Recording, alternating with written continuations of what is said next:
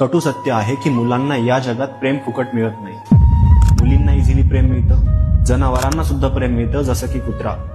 पण मुलाला आधी विचारलं जातंय तू कमवतो किती, आणि यावरच ठरवलं जातोय की तो प्रेम करण्याच्या लायकीचा आहे की नाही. आपण म्हणतो की आई वडील निस्वार्थ प्रेम करतात.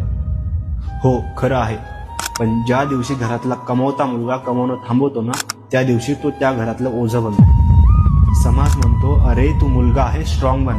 पण कुणी हे विचारतो का तू खरं स्ट्रॉंग बनतोय की आतून कसतोय. आणि लग्न, ज्या मुलीच्या बापाने आयुष्यभर जे कमवलं नाही ते 21 ते 25 वर्षाच्या मुलाकडून एक्सपेक्ट केलं जातं.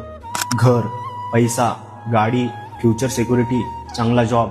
आणि जर त्याच्याकडे हे नसेल तर तो लग्नाच्या लायकीचा ठरत नाही.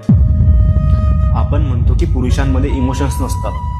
याच कारणामुळे ते खचत जातात, हळूहळू गप्प होतात आणि हळूहळू त्यांचे इमोशन्स मरतात.